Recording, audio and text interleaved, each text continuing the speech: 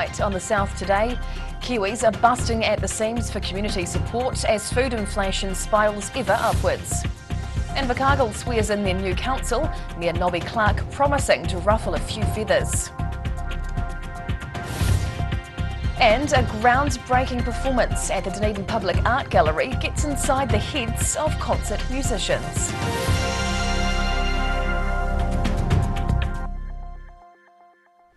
Kia ora, good evening. I'm Hannah Wilkins. New Zealand's annual inflation rate is at 7.2%, with fuel and food costs soaring upwards. The increase is forcing many Kiwis to seek help to try and release the financial pressure. A man on a mission.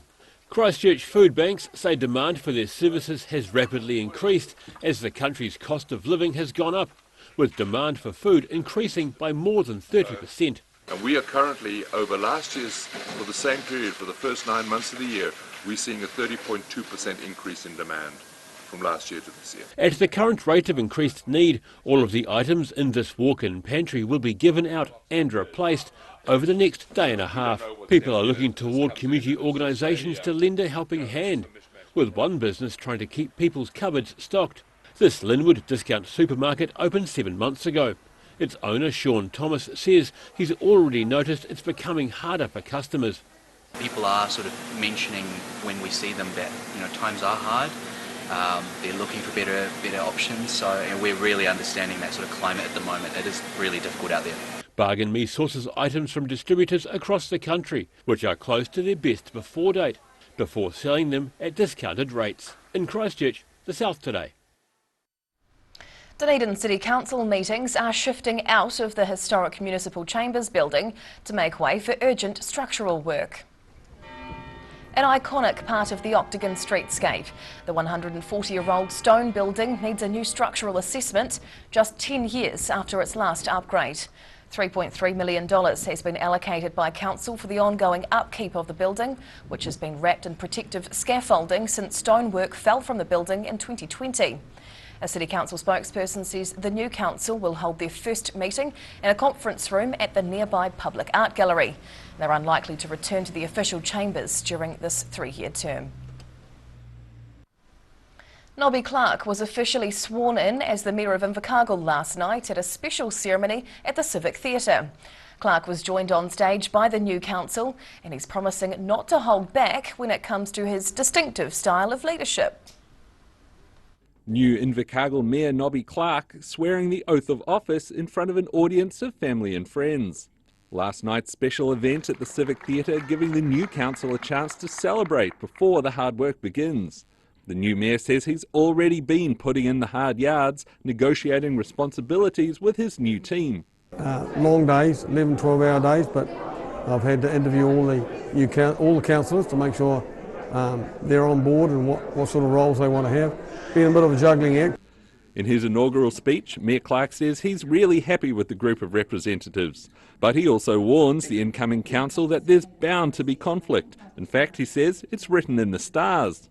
A Virgo is a person that wants everything done yesterday, very intolerant.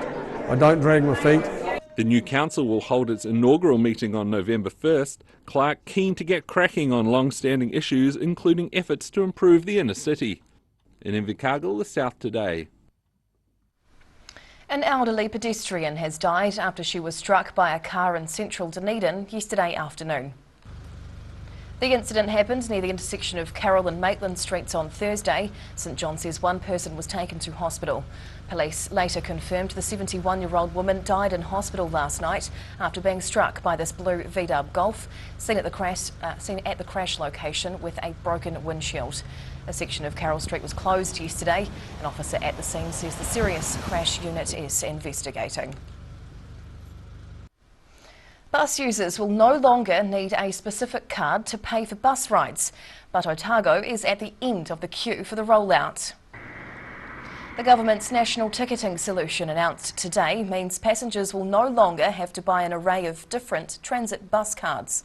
A new transport ticketing system will replace Otago's B card, giving bus patrons a range of easy-to-use payment methods. While Cantabrians can expect to use the system in 2024, Otago residents won't see a rollout till 2026. A contemporary art show hit the Dunedin Art Gallery last night, combining music, art and technology. Rhythm of the Brain played a classical music show where their brain waves were transferred to the canvas. Taking a bow after creating artwork with music and their minds. The NZ trio and artist Simon Ingram teaming up to create this contemporary piece, mixing music and painting. The headset records the performer's brainwaves and sends them to a robotic arm at the canvas, which uses the data to paint. You know, it's sort of like music meets art, meets brain, meets science. Yeah, it's been a wonderful experiment. The trio playing two pieces by Kiwi composer Alex Taylor, fully testing out the machine. Gosh, it was an exhausting concert actually. The first piece is really kind of energetic, and the second piece was really kind of slow morphing kind of evolution of a piece. Violinist Amelia Hall had her brainwaves recorded from the first piece, and cello player Ashley Brown had his recorded on the second song. Both coming back with completely different results. Amalia and Ashley's readings parameters were the same. So the difference you see is their brain difference, whilst they're playing different pieces of music. The trio said they were excited to have fresh eyes come see their music, and Ingram says there's a possibility he'll work with them again in the future. In Dunedin, the South Today. Whai Yakane, still to come on the South Today. Health and Wellbeing Service changes are in the wind for Gore residents. And a winter training park may have been the secret weapon for the winning Otago Volts cricketers.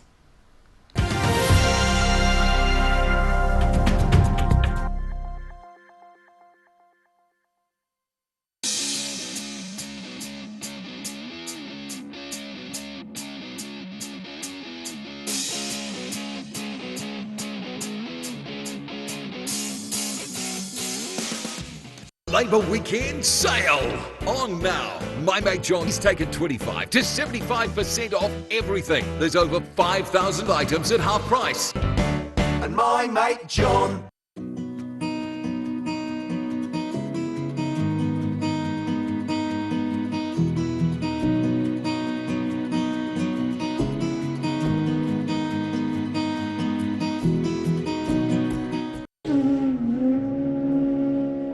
Every day the team at Gillian supports grieving families at their time of need, from answering your questions to organising a farewell that reflects the wishes of your loved one. We can help. Call Gillian's today.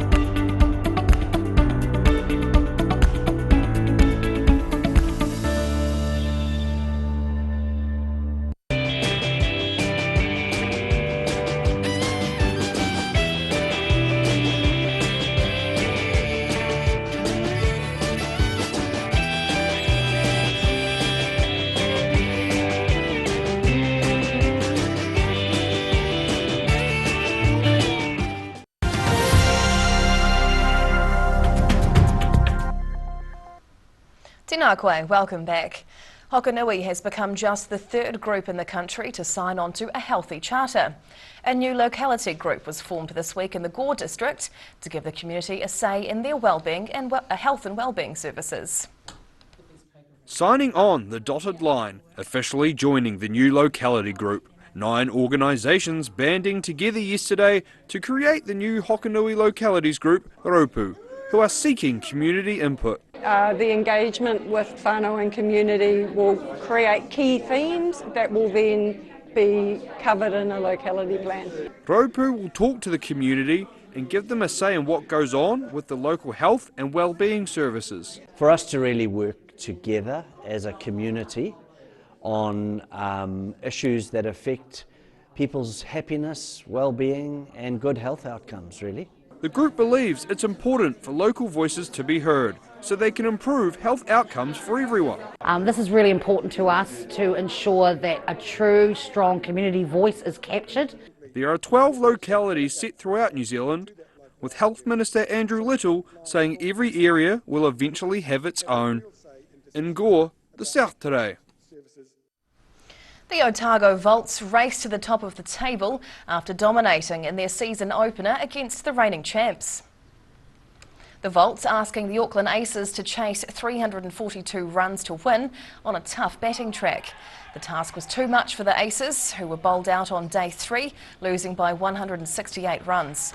Volts batter Thorne Parks scoring back-to-back 50s, but credit for the win goes to the bowlers, Jacob Duffy and Travis Muller taking the lion's share of the wickets.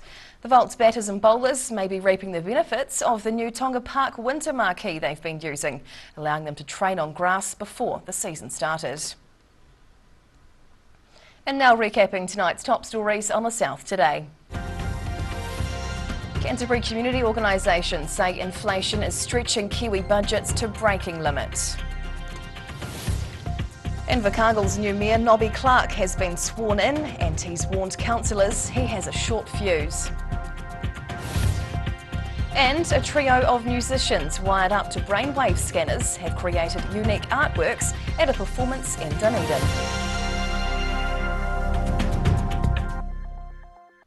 And now a look at what's happening in tomorrow's ODT, and we welcome the editor, Barry Stewart. Hello, Barry. Hello, Hannah. What can we expect in the weekend well, paper? Some good news, actually. Determined resistance from clinicians and public backlash has appeared to have deterred plans to cut back dramatically on beds at the new Dunedin Hospital. Right.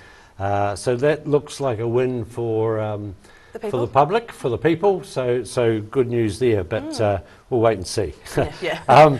The announcement of a $2.7 million cost cutback at the Otago Polytechnic has sparked unease among staff, and of course that's just 9 days ahead of the amalgamation, so concern that. So that's a further 2.7 million from an already 3 million, I think it was, that they were tasked with finding. So, okay, I look forward to more of that break. Yeah. So and an investigation has been launched into a story we had earlier about the claims of a historical paedophile ring operating amongst Dunedin's Presbyterian church community. So that, and of course lots of reading in the mix, and sport and business and lots more. Bring it all on. Thank you, Barry. Thank you.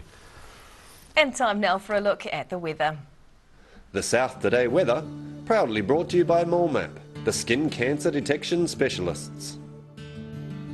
Looking at the situation, a large high-pressure anticyclone moves across the country tomorrow, leaving a warmer northerly airflow over the region on Sunday and a chance of showers on Labour Day.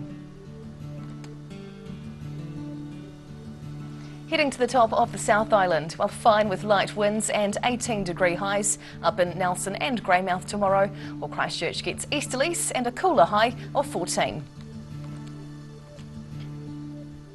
Travelling to South Canterbury and North Otago now. 15-degree highs all around, with east to northeast winds on and off tomorrow for Ashburton, Timaru and Uamuru. Westwards now to the Central Lakes, and a lovely start to the long weekend through here.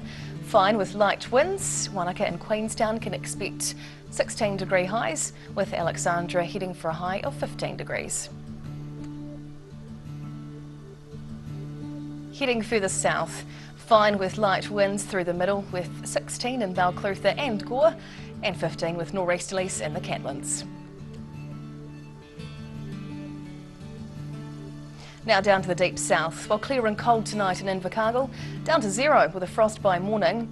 Then fine and sunny tomorrow with light westerlies up to 16. Sunday's fine with high cloud and warm northerlies, the high 21 degrees. And Monday may start with a spot of rain, but that'll clear up to leave a fine day too. And lastly, heading to Dunedin. Chilly tonight, down to just 1 degree, then calm, clear and sunny right through the long weekend after a morning frost tomorrow. Then warm with 15 Saturday, gorgeous on Sunday with 22 and clearing showers first thing on Monday. And that's the news this Friday. For the latest news and videos from the southern region, head online to odt.co.nz. And you can follow Channel 39 on YouTube to catch our news bulletins on demand. Have a happy and safe Labour weekend. We'll be back with the news on Tuesday. Mā te wā.